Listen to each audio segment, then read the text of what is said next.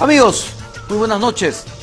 Soy Enrique Castillo y les doy la bienvenida a esta edición de Agenda Política aquí en Canal N. La semana ha estado asignada por el tema Venezuela y algunos otros menores, como las acusaciones de Daniela Bogataza a la Fiscalía o los pronunciamientos de una serie de líderes políticos y todo el tema de los llamados narcoindultos. Sin embargo, efectivamente, Venezuela fue el tema de mayor importancia, y no solamente por las elecciones en Venezuela, sino por el papel que le cupo al Perú y concretamente, o al gobierno del Perú y concretamente al presidente Ollanta. Nuestra invitada de hoy en esta primera parte es la doctora Lourdes Flores Nano.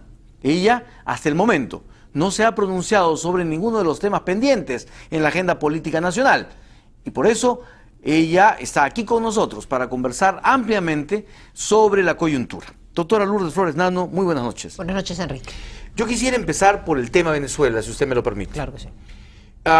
¿Hizo bien el presidente de la República en llamar apresuradamente a Nicolás Maduro para felicitarlo, darle consejitos y convocar a la reunión de UNASUR en Lima? Hizo muy mal. Y yo creo que ha llegado el momento en que, como vienen expresándose los líderes democráticos y los partidos democráticos en el país, debemos actuar con mucha firmeza, Enrique.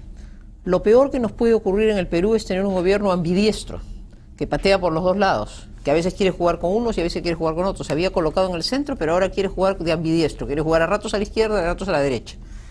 El tema Venezuela, en mi concepto, es un tema medular para América del Sur, para la democracia como institución y como vida, y el Perú no puede jugar ese papel penoso, habiendo sido Lima precisamente la sede de la firma de la Carta Democrática. Me parece que los errores en que se han incurrido son muchísimos. Como usted señala, la llamada temprana, la desesperación por el viaje, porque era una desesperación de estar presente en ese acto a todas luces deslucido y propio de quien quiere imponer un acto formal frente a un fraude.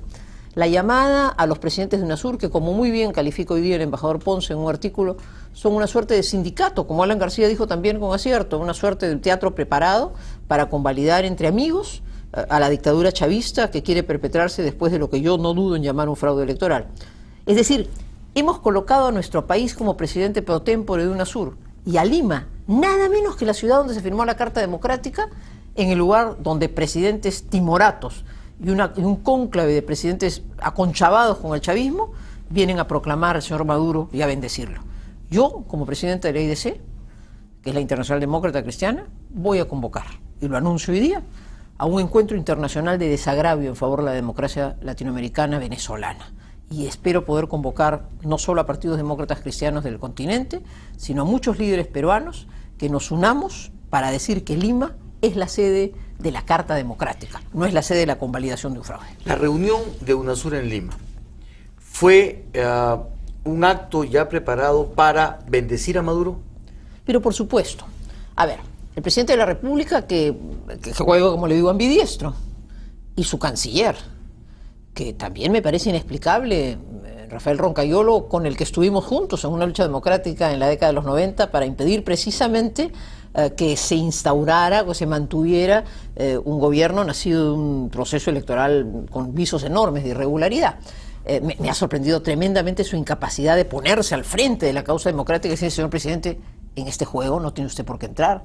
Aun cuando usted tenga lealtades o cariños a quienes lo respaldaron un tiempo, este es un momento en que los demócratas y los países que defendemos un sistema democrático no podemos prestarnos a convalidar el juego. Y la UNASUR se convoca, o los países de la UNASUR se les convoca a los presidentes para juntos entonces ya de manera solidaria hacerse presentes. Señores, lo que el Perú debió hacer, querido Enrique, amigos, lo que el Perú debe hacer es invocar el artículo 20 de la Carta Democrática y pedir que se asista al Consejo Permanente de la OEA.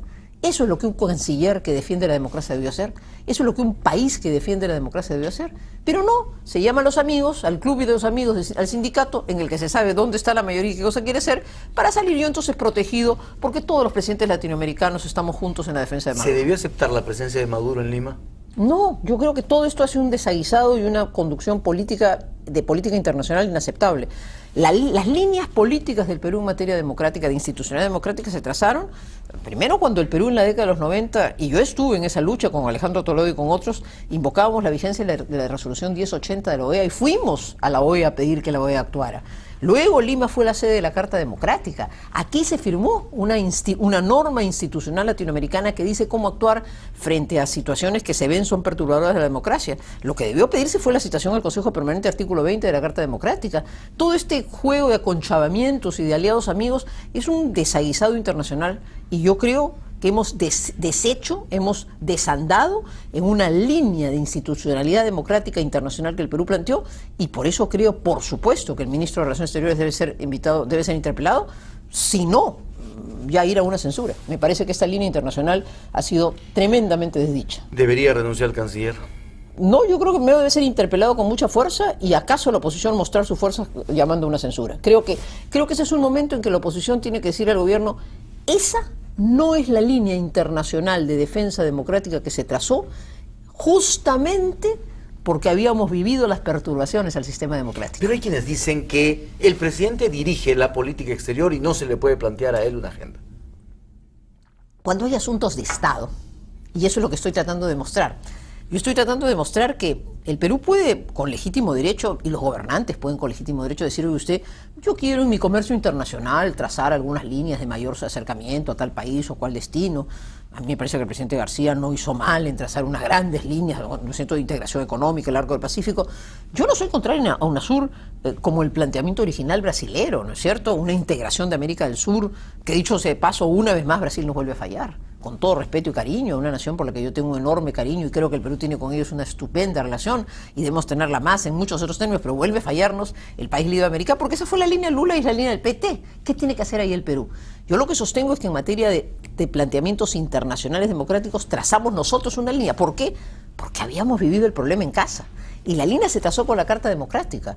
Lo que pasa es que nos falla la Carta Democrática, nos falla la OEA, el Perú no se mueve en ese terreno, no sabemos llamar a las instituciones que están llamadas a proteger la democracia, y entonces pasa en Venezuela lo que está pasando, y no hay un respaldo internacional de peso, y no quiero ver a mi país de furgón de cola, ni mucho menos de anfitrión de un club que se cita sabiendo cuál es el resultado, porque además no se tiene el coraje de poner el pecho de frente, sino que quiero venir acompañado de los amigos del señor Chávez. Me parece una vergüenza en materia de diplomacia internacional. ¿Esta crisis venezolana es igual a la que vivió el Perú el 2000? Cada país tiene sus situaciones. Yo recuerdo, Enrique, que a mí el señor Chávez, y yo sí me declaro una antichavista clara y convencida, el señor Chávez quiso expulsarme de Venezuela, y luego durante mucho tiempo tuve dificultades para conseguir una visa, porque en un evento internacional convocado por el COPEI, allá por la década de los 90, yo dije: Chávez se parece a Fujimori. Comenzaba entonces el copamiento institucional. Y creo que en ese diagnóstico no estuve equivocada, y por eso los aliados demócratas venezolanos recibieron con tanta algarabía esa tesis, porque se daban cuenta en ese momento muy tempranamente, con prensa todavía libre, que comenzaba el copamiento de la Corte Suprema, del Consejo Electoral, etc. El fraude electoral que ha impedido el triunfo, o que consigue el triunfo de la oposición democrática venezolana, es uno que se ha construido desde abajo, ¿no es cierto? Primero con una política populista tremenda, luego con el copamiento de las instituciones, 30 días de campaña exagerada, más de 300.000 votos nulos, ánforas que no se terminan de analizar, votos que no se terminan de contar, no hay ninguna voluntad real de un conteo absolutamente, digamos, libre, transparente. Entonces, sí hay mucho de parecido a esa destrucción institucional que se hizo en el Perú. Y por eso insisto una vez más, la línea democrática internacional del Perú, como respuesta a lo que vivimos, fue hacer en Lima la Carta Democrática. Convocar a todos los países de América Latina y decir: nunca más permitiremos ni golpes de Estado, ni destrucciones institucionales como las que vivió el Perú.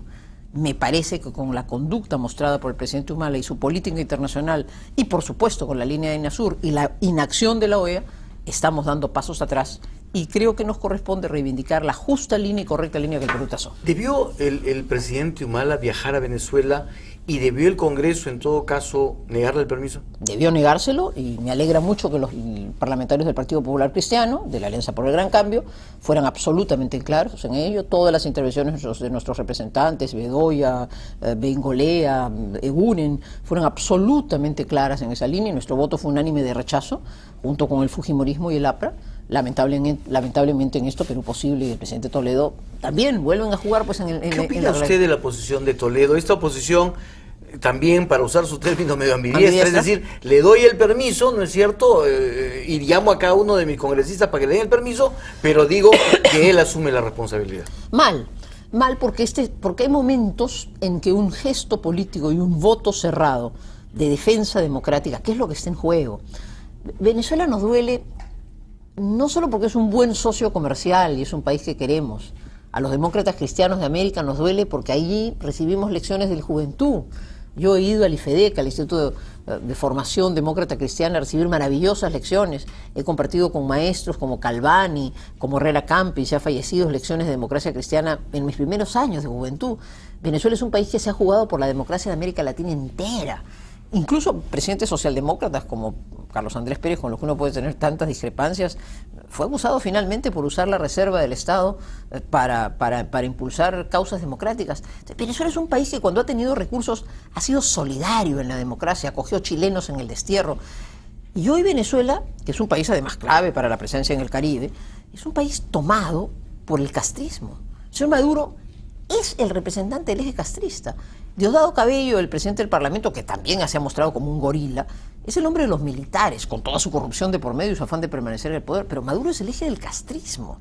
Eso es lo que está en juego en Venezuela.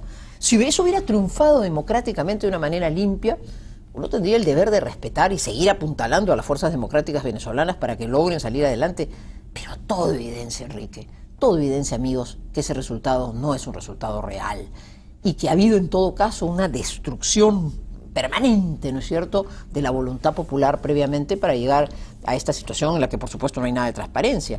Yo creo que frente a eso hay un deber de solidaridad. Eso se llama ser solidario democráticamente. Ahora, ¿qué le pasó a Alejandro Toledo? ¿O es que se ha dejado entusiasmar por esas voces que dicen que él podría ser el candidato de la Alianza Nacionalismo Perú Posible? Yo creo que Alejandro, que es un gran líder democrático, Alejandro nos lideró en una lucha fundamental. Vivió la persecución del fujimorismo y vivió los momentos más difíciles y se jugó por la democracia. Y se jugó de alma entera. Pero claro, él está un poco a distancia, está mirando la política peruana en el querer estar y no estar, en el querer ser candidato y no quererlo ser. Entonces, en el estar en el gobierno y no estar, todo eso le hace mucho daño. Yo creo que entonces no terminó de aceptar su derrota, no supo cómo ubicarse, lo siento desubicado políticamente. Y por lo tanto su partido también soplando a como va soplando el viento, las expresiones de Juan Cheput son reflejo de las propias críticas internas. Entonces, necesitamos a Perú Posible, por supuesto que lo necesitamos en la lucha democrática y necesitamos a Alejandro Toledo, que fue un gran líder, que ha sido un gran líder democrático, un presidente electo fruto de una situación en la cual se volvió a la democracia en su papel rector. Mario Vargas Llosa vuelve a dar una línea de principista, es decir, esta causa venezolana es el reflejo de lo que ya hemos vivido y los demócratas tenemos que luchar porque la América Latina sea una América democrática. Hay que reivindicar a Lima y yo espero que la democracia cristiana internacional me acompañe en el esfuerzo de volver a hacer de Lima no el lugar donde se reúnen los aconchavados del chavismo y los presidentes del UNASUR, sino donde nos reunimos los demócratas latinoamericanos para saludar a la Venezuela libre y para luchar porque finalmente recuperen su democracia. Doctora Flores, ¿está el gobierno alejándose de la hoja de ruta y se está acercando a la gran transformación? En este gobierno que he calificado como ambidiestro, y vuelvo a señalar, no queremos un gobierno ambidiestro que patee un rato a la izquierda, un rato a la derecha porque no sabe dónde ir. Yo creo que en estas últimas semanas hay también muy malos mensajes. Además de nefasta política internacional, está, por ejemplo, el tema de Repsol, Enrique. La compra de los activos de Repsol por parte del gobierno. O sea, ¿de qué se trata, amigos? Repsol fue privatizada y hoy día el Estado peruano, usando los recursos de Petroperú, quiere volverla a comprar para a su vez comprar los grifos y distribuir la gasolina. Y la refinería de la Pampilla. Pésimo mensaje económico. Por lo demás, Enrique, mensaje inconstitucional. Y con la misma firmeza que me refiero al aspecto internacional, me refiero al aspecto económico.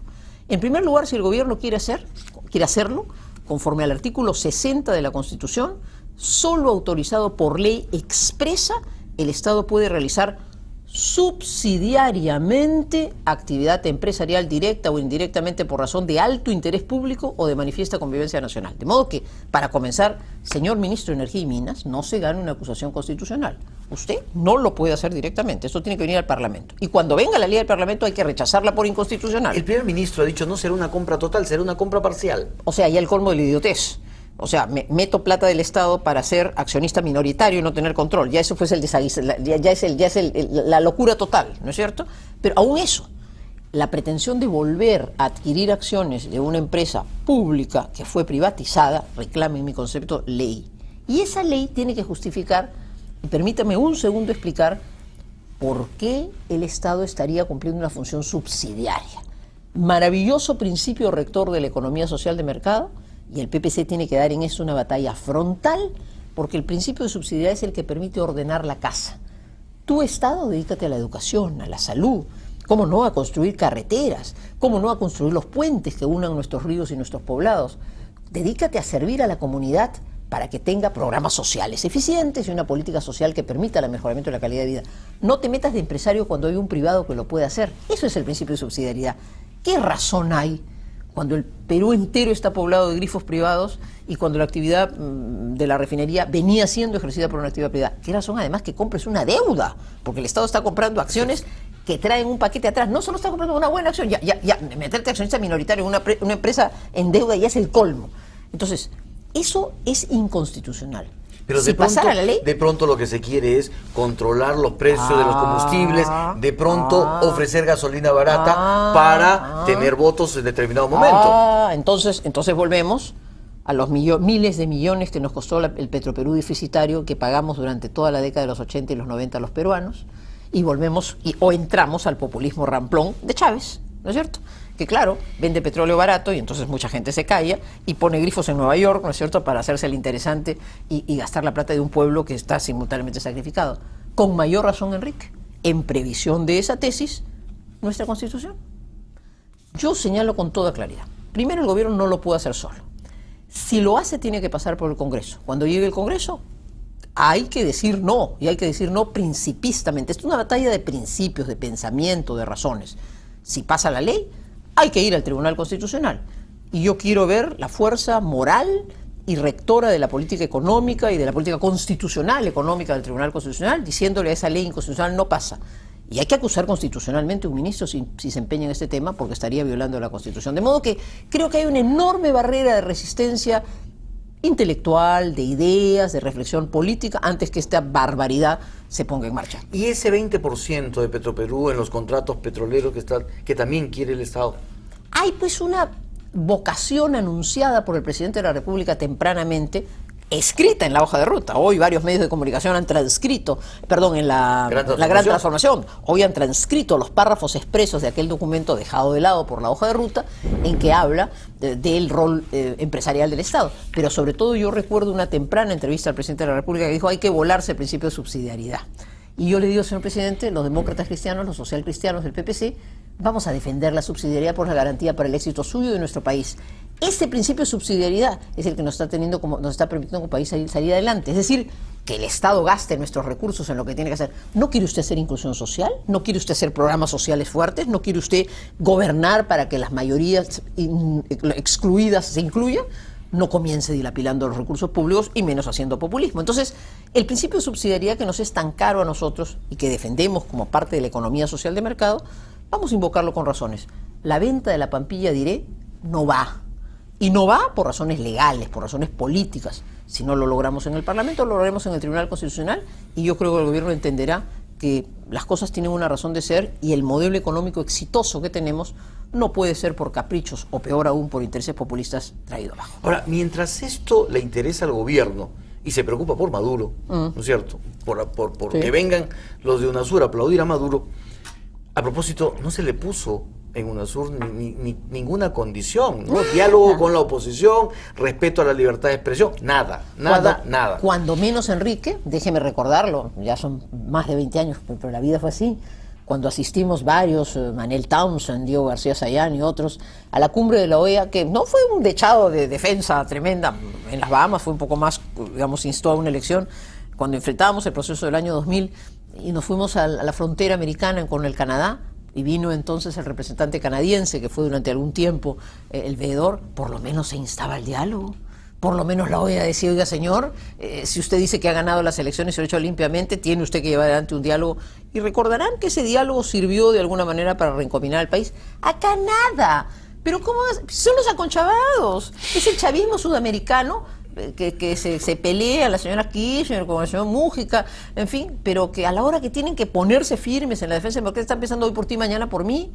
Todo el mundo arregla constituciones a su manera. Hay que ser muy fuertes y muy firmes. Hablaremos de eso en un rato más, pero yo quería preguntarle que mientras esa es la preocupación del Estado, se han caído las exportaciones, se han caído los precios de los minerales y no hemos escuchado todavía planes de contingencia para estas situaciones que ha hecho que, por ejemplo, las empresas mineras empiecen a recortar una serie de gastos y a suspender proyectos.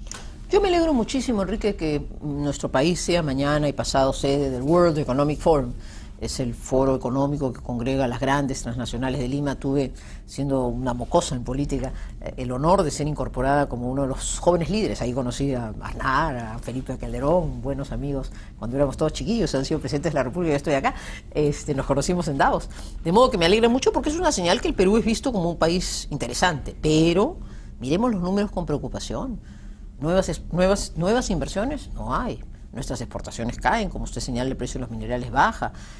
Hoy veo que hay problemas en las bambas, ¿no es cierto? Por un conflicto. Exigencia china de que se vendan las bambas. Entonces, cuidado con todos estos problemas, porque nos lo ha dicho inteligentemente Hausman, este economista venezolano, hace algunos días. Oye, los países tienen que fortalecerse en lo que son fuertes y diversificarse. Y yo tengo mucha preocupación que aquellos que somos fuertes, y por lo que hemos dicho hace algún tiempo, Conga si va y no pongamos más trabas ambientales, sino desarrollemos una política económica ambiental seria, responsable, pero permitamos que la inversión llegue, eso se está deteriorando. Entonces, no estamos en las mejores semanas de señales nacionales. Una pésima señal internacional, un discurso ambivalente en materia de intervención estatal, y poca claridad, pese a ser una sede extraordinaria, y saludo la presencia del capital internacional que viene al Perú y que nos mira con respeto, pero los ministros que creen más en el mercado y que creen más en la necesidad de la inversión pública, no de la empresa privada, de la inversión privada, del fomento de la inversión, del crecimiento nacional, tienen que ser mucho más claros. Estamos pasando un momento de estancamiento y cuidado que el gobierno se duerme en sus laureles. Y como todos estábamos más tranquilos porque no hicieron las barbaridades que pensaban hacer, aunque hoy los criticamos con firmeza cuando piensan retroceder, vayamos a darnos después un susto de haber retrocedido. El 82% de los peruanos, según una encuesta de Ipsos Perú, señala que Nadine Heredia será candidata de todas maneras. ¿Tiene usted la misma convicción? Yo creo que están dándose todas las señales para que eso ocurra. Probablemente es la mejor candidata que tienen. Será otra barbaridad inconstitucional, será otra, si tratan de imponerla y logran eco institucional para hacerlo, será una pésima señal. ¿Será motivo de una lucha en las calles? Por lo menos creo que será motivo de que todas las fuerzas democráticas expresemos por las razones serias por las cuales, si hay una ley que impide a una persona postular, no debe buscarse una reelección encubierta. Me parece que, llegado el momento, tendría que hacerse sentir una voz muy fuerte, pero espero que tengamos todavía el tiempo y la serenidad necesaria para persuadir al gobierno y a los personajes, más que al gobierno, a los personajes en juego, a la pareja presidencial, que tienen la edad y la juventud necesaria para poder esperar. Ya habrá tiempo para competir, así que ¿para qué apurarse? Pero de momento, Enrique, prefiero no distraernos en estos temas y más bien concentrarnos en los temas que hemos hablado. Distorsión de nuestra política internacional, preocupantes señales de retroceso en materia de presencia del Estado, deterioro, parálisis de la economía nacional. Todos estos son temas de fondo que creo que como opositores al gobierno tenemos que llamar la atención. Lo que pasa es que hay quienes señalan que debería haber una investigación sobre los gastos que hace la primera dama, no solamente por el viaje de quienes la acompañan en cada presentación en el exterior, sino también por su aparición y uso del canal estatal. ¿Está usted de acuerdo con una investigación de esa naturaleza? Bueno, ha hecho bien el Parlamento en pedirle a Canal 7, a RTP información. Claro, pues, ¿por qué? Porque creo que es bueno razonar en ese sentido. ¿Por qué después de la experiencia vivida en el fujimorismo nuestra Constitución dice no hay reelección inmediata? Porque no se quiere que se use el poder y los recursos que vienen del poder, léase elección venezolana, ¿no es cierto?, para quedarse en el poder. Hemos inventado kirchnerismo, otra socia, ¿no es cierto?, presente, la tía terca, según el presidente mexicano, ¿no es cierto? Hemos inventado la fórmula no, que no soy yo, es mi esposa. Fatal. es una reelección encubierta y eso hay que enfrentarlo, eso está muy mal y por eso está bien que la oposición con firmeza pida información y que estas prácticas cesen. Si la señora quiere de alguna manera hacer campaña o proyectarse, pues tendrá que usar sus recursos para hacerlo. El primer ministro ha dicho que ella conduce la política social del gobierno. Bueno, nadie la ha designado con tal propósito. Se supone que la política social del gobierno debiera ser conducida por él como primer ministro y por la ministra de Inclusión Social o Desarrollo Social, que es la llamada a conducir, es la líder de ese. Y lo que es más importante, los ministros sectoriales de Educación y de Salud, que son fundamentales para ver una política social. Pero efectivamente, cuando uno ve una presentación y ve a la ministra del sector una explicación de 5 minutos y a la señora primera dama en los 35 minutos que explican en detalle la figura, dice, bueno, ¿quién es la ministra y quién es la jefa? Todo eso está muy mal. Es parte de una suerte de práctica en la que todos concedemos porque la figura es simpática, pero vamos llegando al tiempo en que se van tomando las definiciones. El expresidente García ha dicho, bueno, este es un tema medular, hay que definirlo hoy día. Es posible que sea un tema medular. Es un tema medular, no sé si es necesario definirlo hoy día. Yo prefiero que los ojos nuestros de la oposición democrática se centren en lo que creo que hay que obligar al gobierno a retroceder. Estamos en el momento en que podemos todavía impedir que la práctica de copar el Estado en las actividades empresariales retorne. Estamos en el momento de exigir que el gobierno se vuelva a poner las pilas para convocar a la inversión. Entonces, no quiero que a veces por chispazos y por temas que siendo importantes no son los medulares de lo que este gobierno debe dejar como delegado nos quedemos. Pero el tema de la reelección, desde luego, es un asunto que habrá que abordarlo con mucha fuerza llegado el momento. Hace pocos días, una noticia en Perú 21 daba cuenta de que la Dirección Nacional de Inteligencia había multiplicado su presupuesto pasando de 9 millones, algo así como a 72 millones. Es decir, había multiplicado, pero no era el presupuesto de personal, no era el presupuesto de equipamiento, sino era el presupuesto para gastos reservados. A ver. ¿Eso también le preocupa? Dijimos en un programa, Enrique, hace algunas semanas, y hoy lo confirma claramente la encuesta de Ipsos Apoyo, que el tema de la seguridad ciudadana era el primer tema, ¿no es cierto?, el primer tema de preocupación nacional. Y obviamente la lucha contra el crimen organizado, no tengo la menor duda que necesita inteligencia. Es una de las armas fundamentales porque no vamos a combatir a pañuelazos a sicarios, ¿no es cierto?, que están presentes en bandas organizadas. El problema no está entonces en un incremento de gastos de inteligencia si estos van a ser destinados adecuadamente. Su pregunta apunta al tema correcto. ¿Cómo se puede en democracia controlar esos gastos sin perturbar la acción de la inteligencia? El Parlamento, por ejemplo, creó una comisión de inteligencia. Es una comisión especial, cuyos miembros además procuran ser permanentes a lo largo del tiempo. Es decir, el Parlamento americano tiene instancias en las cuales hay una información. No tenemos por qué saberla todos, probablemente no tenga que divulgarse en los medios de comunicación que se gasta para la inteligencia peruana, pero sí hay factores de control y, por ejemplo, hacer que una comisión como la Comisión de Inteligencia, reducida, responsable en sus tareas, cumpla su rol fiscalizador, es una forma en que en democracia se sabe en qué se gasta y se controla el gasto que es indebido. De modo que no me opongo a que fortalezcamos la inteligencia, lo he demandado y si el gobierno está en esa dirección hay que apoyarlo. Pero eso no quiere decir que no sea un tema de secreto o exento de control. La Comisión de Inteligencia del Congreso puede bien ser un camino para hacerlo. Hace pocos días también se reunieron o se anunció que se habían reunido Alan García con Alejandro Toledo. Las versiones fueron muchas. Desde que el tema era la reelección de Nadine Heredia, o la elección, o la posible postulación de Nadine Heredia, hasta un arreglo para no atacarse mutuamente por temas relacionados con sus casas.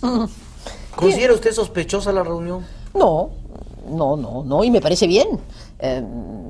Ojalá, porque somos una democracia y por eso la primera parte de este programa ha sido dicho con tanta convicción y con tanto énfasis, una democracia sólida le da al país, con alternancia, le da al país la oportunidad de gozar de expresidentes jóvenes, con madurez, con conocimiento, que pueden dialogar y ser buenos interlocutores, de modo que los expresidentes García y Toledo se reúnan, me parece muy bien, que bajen los cuchillos en lugar de, ¿no es cierto?, sacarse cuchillazos como si estuviéramos en una pelea de gallos, y más bien nos ayuden con su serenidad y con su experiencia a conducir mejor el país. Es algo muy bueno, así que me parece muy bien que se reúnan, y si fruto de eso hay un poquito más de paz, enhorabuena. El Perú no está para que sus expresidentes sean controvertidos o discutidos por las casas que tienen.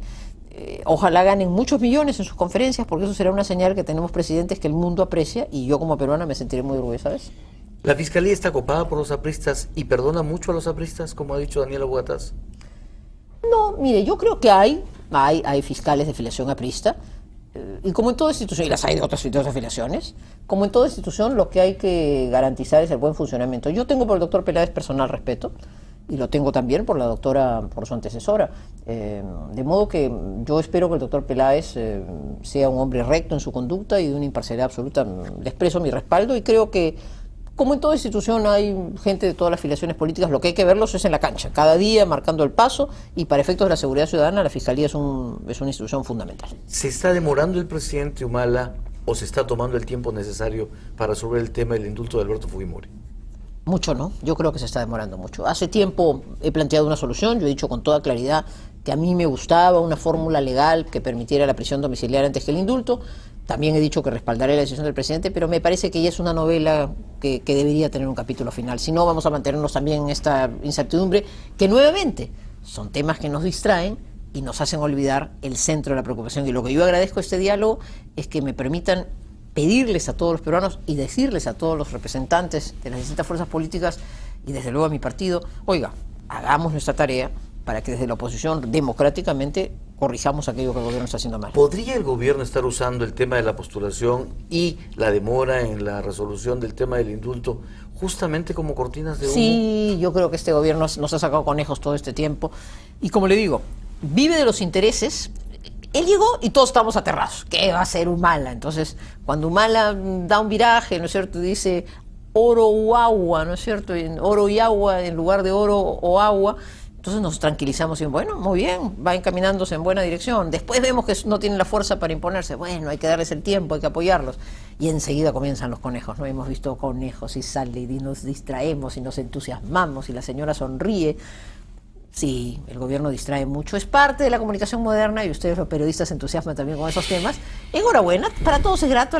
Estas cosas serias de las que hemos hablado hoy día no son precisamente las que nos hacen estar más alegres y más tranquilos, pero hay determinados momentos en que la tarea política, democrática, de una oposición democrática, es punto sobre las IES. Una conducta incorrecta en materia internacional nos hace mucho daño y le hace mucho daño a la América democrática. Un comportamiento de retroceso en materia económica que nos vuelve a traer al Estado, nos retrotrae a lo que ya ganamos hace muchos años y nos hace perder recursos. Hay que ser muy firmes, respetuosos con la ley, con argumentos políticos, en el Parlamento, en el Tribunal Constitucional, cero violencia, actitud seria, responsable. Eso es una oposición madura y eso es una democracia madura. Y finalmente, como usted señala, un aguijón. Oiga, señor, no se duerma. ¿Qué cosa? ¿Qué cosa cree usted? ¿Que va a ser un gran gobernante porque se hizo el muertito? No, señor, póngase las pilas y trabaje usted para que haya el Perú más inversión. Y si este fin de semana o esta próxima semana tiene la oportunidad de dar señales que convoquen a la inversión, qué mejor. Davos, que es un lindo sitio de esquí, ¿no es cierto?, en Europa, puesto en el Perú entero. Enhorabuena, orgullosos los peruanos, pero hagamos que ese foro sea un magnífico escenario en el que el Perú reafirme ante el mundo que es un país que se abre a la inversión y que quiere seguir creciendo y no que quiere vivir haciéndose el muertito o gastándonos los recursos que tenemos y mucho menos volviendo al populismo. ¿Revisaría usted al gabinete ministerial? Cada vez que vengo a ese programa me lo pregunta, Enrique. Lo que pasa es que es un tema que está pendiente. ¿Por qué? Porque muchos han criticado al primer ministro en un papel que parece ahora es solo de vocero del régimen, sí, no de gran coordinador de un gabinete. Porque además, perdóneme, para terminar, porque además justamente estas idas y venidas o estos pasos de derecha a izquierda que usted ha llamado el gobierno ambidiestro, hacen pensar que no hay convicción en las posiciones de los ministros, como para decirle al presidente, presidente, esto nos lleva por un lado y por el otro. No hay primer ministro, ¿no? O sea, el primer ministro, no somos un régimen parlamentario en que el Parlamento, digamos, elige un primer ministro que es el jefe de gobierno, no tenemos eso. El jefe de gobierno en el Perú es el presidente de la República. Pero el primer ministro es un coordinador intersectorial, es un líder del gobierno, es un vocero también, pero es una persona que conduce, ¿no es verdad? Lo que tenemos es un ministro que no sabe bien qué sectores domina, creo que ninguno, ¿no es cierto? Sin embargo, claro, pechado por el Parlamento, va en una mejor actitud, con pacto de seguridad. Creo que estuvo bien ese debate de parte de quienes los condujimos con responsabilidad. Saludo la actuación de los representantes del PPC que fueron muy claros, que hablaron del tema y no las barbaridades. Pero ese pacto por la seguridad demuestra que no había una política clara en materia de seguridad. O sea, digamos, el valor de interpelación, como bien ha dicho el congresista Bengolea, ha sido que el primer ministro ha tenido que sentarse y reconocer que no era un problema de percepciones. O sea, ha tenido la oposición que decirle, señor, oiga, todo el Perú grita que nos roban todos los días y usted dice que es una percepción. Entonces, eso le revela que a partir... Ya sentados, el programa tiene algunas cosas interesantes. Hemos conversado sobre uno de los temas de inteligencia. Entonces, claro, ahora sí se le invoca que el PPC ha estado representado por su secretario general, como es lógico, porque si se nos convoca ya hay que apoyar. Pero claro, no es un primer ministro que está adelante, no es un primer ministro que atimorato, que no sabe bien dónde está, que le pregunta seguramente a la señora Nadine, ¿pudo hablar, no pudo hablar? Sí, pues Juan Jiménez tendría que ponerse más los pantalones. Y usted mismo ha dicho, es decir, hay ministras y ministros que prefieren ceder su lugar al lucimiento de la primera dama sí, pues, que asumir su propia gestión. Es decir, Daniela Bogotá dice, no, pues está bien, el presidente no quiere confiarle a nadie el tema del desarrollo social y se lo da a su esposa. ¿Y su ministra? Claro. Entonces, si tenemos ministras en las que no confía, ¿para qué están? Y fíjese usted que tiene cuadros técnicos de primera, porque yo creo que hay ministras que son muy buenas y que no se están luciendo, que no, porque hay una autorretracción, me parece, en beneficio de la señora, un primer ministro que también tengo la impresión, o que no se siente dominando el escenario. Entonces, toda esta es una revisión que me parece que el gobierno debería hacer de sí mismo. No quisiera precipitar ninguna crisis ministerial, salvo que veamos que los pasos que se dan van en la dirección que es incorrecta, en cuyo caso hay que salir con toda la fuerza del mundo y por supuesto exigir un cambio de gabinete. Estamos en la etapa en la que llamamos la atención. Creo que el caso del ministro de Relaciones Exteriores es muy grave. Es mi amigo y le tengo un cariño entrañable al canciller Roncayolo, pero creo que merece sentarse ante el Parlamento y llevar adelante un debate para responder con mucha firmeza a dónde se nos lleva en política internacional. Porque, repito, el Perú ha marcado una línea distinta y estamos yéndonos al revés de lo que estamos. Yo no soy contrario a UNASUR. Me parece que es importante. Repito, fue un esfuerzo brasileño unir a los sudamericanos, pero no quiero ver a mi país incapaz de poner los puntos sobre las sillas cuando corresponde a la defensa democrática. Y creo que este segundo tema económico, cuyos matices hemos dado, es otro tema de preocupación. De modo que yo cerraría esta intervención diciéndole, estamos en un momento en que hay que vigilar la acción del gobierno. No está yendo por buen camino. Y el aliado leal, el opositor leal, es el que le dice al gobierno, está usted mal, para bien del país, y actuemos corrigiendo lo que corresponda sobre base de ideas alternativas que se plantean. En concreto, principio de subsidiariedad, Estado metido en lo que tiene que estar, y usted complementa todo eso muy bien con ministros que hagan su papel y que desarrollen sus potencialidades y que demuestren al país que tienen planes claros. Doctora Lourdes Flores, muchísimas gracias. Enrique, muchas gracias por la oportunidad, al contrario. Muy amable. Gracias. Ha sido la doctora Lourdes Flores Nano, hablando fuerte aquí en Agenda Política. Vamos a ir a una pausa, regresamos para conversar con los líderes de Perú Posible, cuya posición está en cuestión.